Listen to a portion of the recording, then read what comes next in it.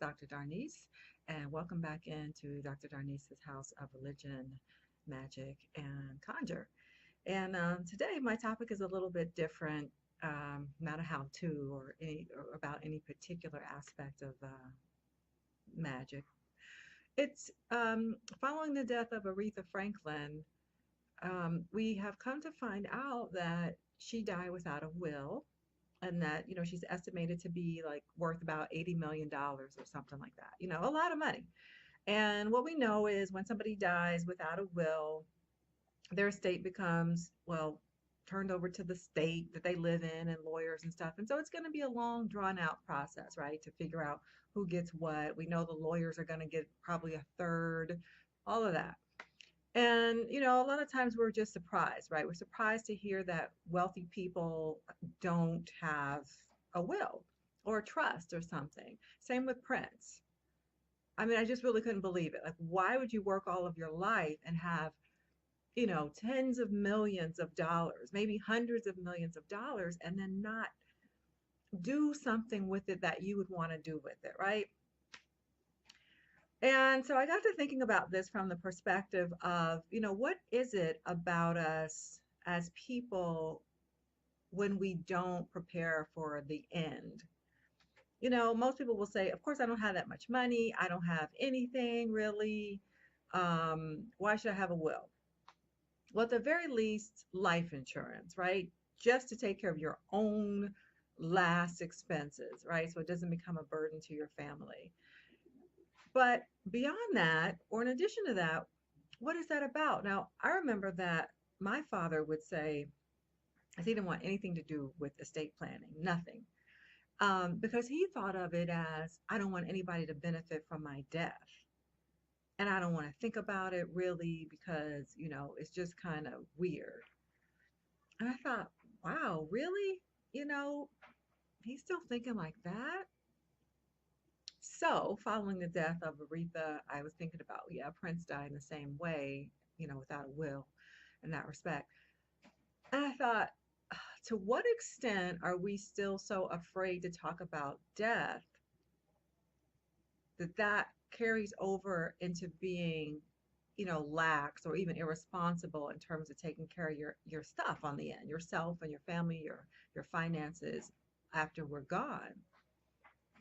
So, from my point of view, of course, I look at things. Oh, you might hear some music. There's some people driving by with music blaring. So you might hear that. But I'm just concerned, like, we're so fearful. A lot of us are just fearful about death, about, I don't know, what happens after. And so we refuse to deal with things. So, from my perspective, again, I'm like, listen, please know that at death, the physical death, life continues. Like there's another aspect of who we are that continues. We are spiritual beings having a human experience for a time. And then this is over. This little exercise, this visit to planet Earth, whatever we want to call it, is over. And then we go back into the non-physical until we decide to do it again and come back into the physical. In addition, if you're a person of faith, how come your faith doesn't help you in terms of having some peace or comfort around what happens on the other side? It's one of the main questions that religion tries to answer, which is what happens to me when I die? And we have people who are, say they have a faith, but they're still petrified about what happens to after death. And so they refuse to deal with any of it at all, even to the extent of not planning, not doing their own estate planning, not having life insurance, something, mundane things like that. So I'm hoping that, those of you watching, following my channel, that you, um, and I think it's true because you're watching this, that, you're aware that life goes on.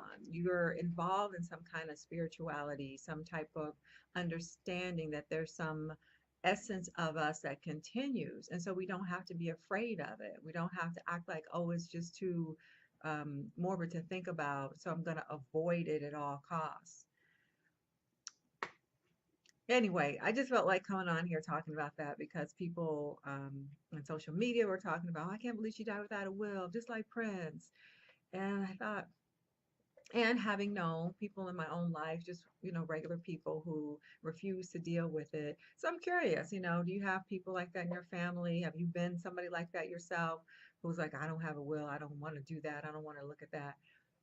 Hopefully not. If so, really think about it again, right? If you're interested in ancestor altars, if you're interested in contacting your ancestors at all or being in touch with deities, then you have to know that life goes on. We don't have to be afraid of it, right? We don't have to be afraid.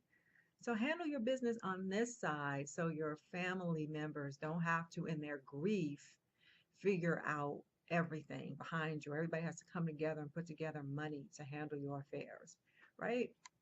Life is bigger than this. We're more than just these physical bodies. So I'm gonna wrap it up there. Kind of my own take on things, but I'd love to hear your opinion. Don't forget to like, subscribe, and share the video.